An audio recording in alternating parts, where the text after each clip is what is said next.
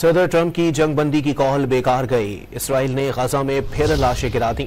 خان یونس کی خیمہ بستی پر بمباری سے 47 نہتے فلسطینی شہید ہو گئے۔ رفح میں امداد کے منتظر افراد پر فائرنگ سے 4 فلسطینی شہید ہوئے۔ اسپتالوں میں علاج کی سہولتیں نایاب ہیں۔ فرش پر لیٹے زخمی عالمی ضمیر کو جھنجھوڑنے لگے۔ خواتین اپنے پیاروں کی میتوں سے لپٹ کر آہو بکا کرتی رہیں۔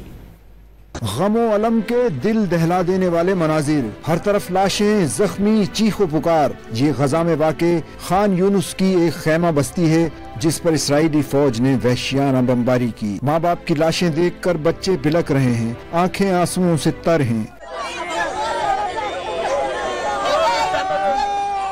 خیمہ اسپتال کے باہر رکھی لاشوں کی شناخت کی جا رہی ہے۔ عورتوں اور بچوں کا ہجوم ہے جو اپنے پیاروں کو دیکھ کر ہوش کھو بیٹھے ہیں۔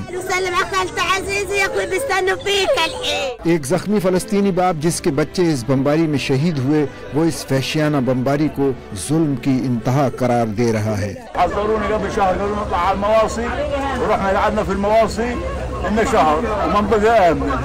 وصلنا الليل على الساعة 12 في الليل والضربة عليهم مساكين، يعني هذا ظلم من الاحتلال يعني، ونرجو من الله ثم من العرب اللي حوالينا۔ زخمی باپ اور مائیں بچوں کی لاشیں دیکھ کر نڈھال نظر آ رہے ہیں۔ زخمی درد سے چلا رہے ہیں، ہر طرف افراتفری مچی ہوئی ہے۔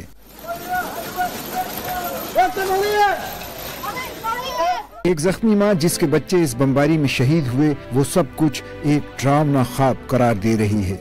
صوت الضربة ايش زي اللي بكهرب فينا كهرب العادة. قام ولادي كلهم يصرخوا وقمت اصرخ.